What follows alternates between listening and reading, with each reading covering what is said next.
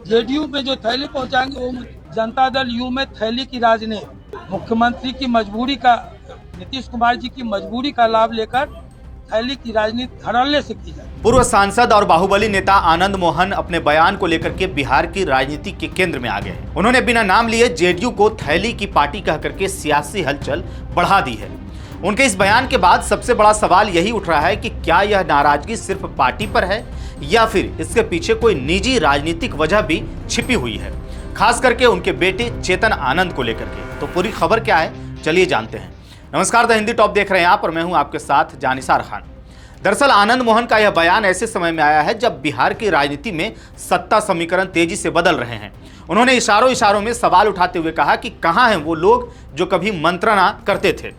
हालांकि उन्होंने किसी का नाम सीधे तौर पर नहीं लिया, लेकिन राजनीतिक हलकों में यह चर्चा तेज है कि उनका निशाना कहीं ना कहीं जेडीयू और उसके शीर्ष नेतृत्व पर है। और यह कहना गलत नहीं होगा कि वे अप्रत्यक्ष रूप से केंद्रीय मंत्री ललन सिंह पर निशाना साध रहे हैं। मुख्यमंत्री की मजबूरी का, नीतीश कुमार जी की मजबूरी का लाभ लेकर थैली की राजनीति धड़ल्ले से की जाए।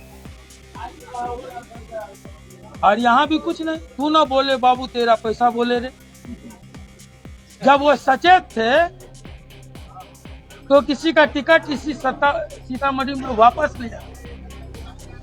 यही सीतामढ़ी गवाह कि जब वो सचेत थे तो टिकट वापस करना पड़ा।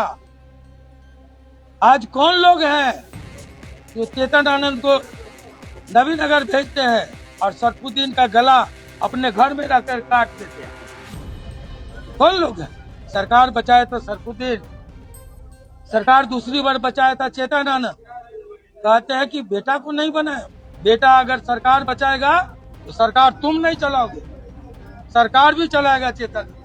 और वो समय आने वाला है, एरिया रगड़ कर देना पड़े। वहीं इस पूरे मामले में सबसे बड़ा राजनीतिक सवाल यह माना जा रहा है कि क्या आनंद मोहन की यह नाराजगी उनके बेटे चेतन आनंद को लेकर के है, क्योंकि राजनीति में यह चर्चा लंबे समय से रही है कि जेडीयू में शामिल होने के बाद भी चेतन आनंद को बड़ी जिम्मेदारी या मंत्री पद नहीं मिला, जिसकी उम्मीद राजनीतिक तौर पर की जा रही थी। यही कारण है कि इस बयान को लेकर के कई लोग व्यक्तिगत असंतोष और राजनीतिक संदेश दोनों के रूप में देख रहे हैं। दरअसल आपको बताएं कि सीतामढ़ी में आयोजित एक कार्यक्रम के दौरान आनंद मोहन ने पार्टी के भीतर चल रही गतिविधियों और नए मंत्रिमंडल विस्तार की प्रक्रिया पर बेहद तीखे सवाल उठाए हैं। आनंद मोहन ने कहा कि जेडीयू में फिलहाल थैली की राजनीति चल रही है, जो थैला लेकर गया सरकार में मंत्री बन गया। गौरतलब है कि ललन सिंह और आनंद मोहन के बीच रिश्तों और राजनीतिक समीकरणों को लेकर के पहले भी कई तरह की चर्चाएं होती रही हैं। कहा यह भी जाता है कि साल 2023 में नीतीश सरकार के दौरान जेल नियमों में हुए बदलाव के बाद ही जी कृष्णया हत्याकांड में सजा काट रहे आनंद मोहन की रिहाई का रास्ता साफ हुआ था, जिसमें ललन सिंह की भूमिका खास मानी जाती है। राजनीतिक हलकों में यह बात भी लंबे समय से कही जाती रही है कि उनकी रिहाई के बाद उनकी पत्नी लवली आनंद की राजनीतिक वापसी और सक्रिय राजनीति में एंट्री के पीछे जेडीयू के वरिष्ठ नेता ललन सिंह की भूमिका अहम रही थी। माना जाता है कि राजनीतिक स्तर पर हुई चर्चाओं और समर्थन के बाद ही लवली आनंद को चुनावी राजनीति में मजबूत आधार मिला और उन्हें सांसद बनने का मौका भी मिला। बता दें कि यह वही आनंद मोहन है जो 80 के दशक में जनता दल से जुड़े मंडल राजनीति के दौर में बिहार की राजनीति में सक्रिय भूमिका निभाई। इसी समय उनकी पहचान एक प्रभावशाली नेता के रूप में बनने लगी। फिर 1993 में आनंद मोहन ने बिहार पीपल्स पार्टी यानी कि बीपीपी बनाई। इस पार्टी को खास करके राजपूत समाज और कोसी क्षेत्र में समर्थन मिला। उस दौर में उन्होंने खुद को लालू प्रसाद यादव के खिलाफ एक क्षेत्रीय शक्ति के रूप में पेश किया, लेकिन कोई बड़े पैमाने पर खास सफलता नहीं मिली। 1996 में आनंद मोहन शिवहर लोकसभा सीट से सांसद चुने गए। उस समय वह बिहार पीपल्स पार्टी के बड़े चेहरे थे। संसद पहुंचने के बाद उनका कद बिहार की राजनीति में और बढ़ गया। 1990 के दशक के अंत में आनंद मोहन की राजनीति एनडीए खेमे के करीब माने जाने लगी। हालांकि उनकी पार्टी अपनी बनी रही, लेकिन गठबंधन राजनीति में उनकी भूमिका बढ़ी। वहीं आनंद मोहन को राजनीतिक झटका 1994 के केस में मिला। गोपालगंज के तत्कालीन डीएम जी कृष्णया की हत्या के मामले में उनका नाम आया। लंबे कानूनी संघर्ष के बाद उन्हें दोषी ठहराया गया। इसके बाद उनका सक्रिय राजनीतिक सफर लगभग रुक गया और उन्हें जेल जाना पड़ा था। वहीं उनके बेटे चेतन आनंद की राजनीतिक यात्रा की बात करें तो वे बिहार की युवा राजनीति का एक दिलचस्प उदाहरण है। उन्होंने अपने करियर की शुरुआत राष्ट्रीय जनता दल यानी कि आरजेडी से की थी और आरजेडी के टिकट पर ही चुनाव जीतकर वे विधानसभा पहुंचे थे। उस समय तेजस्वी यादव के साथ उन्हें एक मजबूत युवा नेता के तौर पर देखा गया, जिनके पीछे परिवार की राजनीतिक विरासत भी एक बड़ी ताकत थी।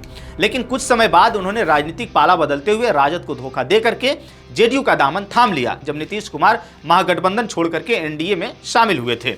चेतन आनंद के साथ आरजेडी के 2 और विधायक नीलम देवी और प्रहलाद यादव ने भी जेडीयू का दामन थाम लिया था। इन नेताओं के साथ चेतन आनंद का जेडीयू में जाना उस समय पार्टी के लिए एक रणनीतिक बढ़त माना गया था। हालांकि राजनीति में समीकरण हमेशा उम्मीदों के मुताबिक नहीं चलते। चेतन आनंद और उनके साथ आए कुछ नेताओं को संगठन में जगह तो मिली, लेकिन जिस स्तर की राजनीतिक भूमिका या मंत्री पद की चर्चा थी वह अभी तक पूरी तरह से साकार नहीं हो पाई है। और यही वजह है कि अब इस पूरे घटनाक्रम को नए सिरे से देखा जा रहा है। राजनीतिक जानकारों का मानना है कि आनंद मोहन का हालिया बयान सिर्फ जेडीयू पर टिप्पणी नहीं है, बल्कि इसके पीछे गहरी राजनीतिक निराशा भी हो सकती है, खास करके उस स्थिति को लेकर के जिसमें उनके बेटे की भूमिका और भविष्य को देखा जा रहा है।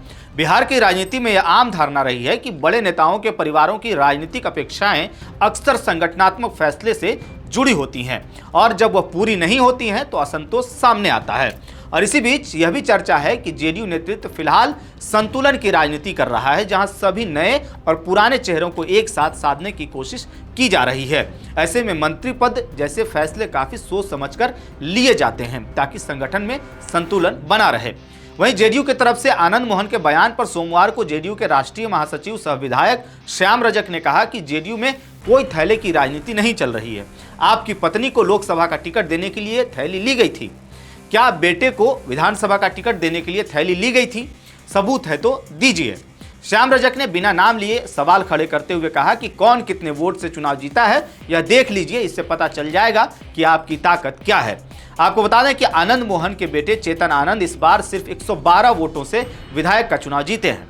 अब आप समझ लीजिए कि श्याम रजक का इशारा किसके तरफ था।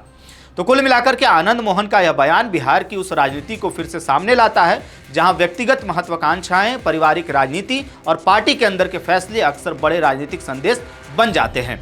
अब देखना यह होगा कि यह नाराजगी सिर्फ बयान तक सीमित रहती है या फिर आने वाले दिनों में किसी नए राजनीतिक समीकरण की शुरुआत बनती है।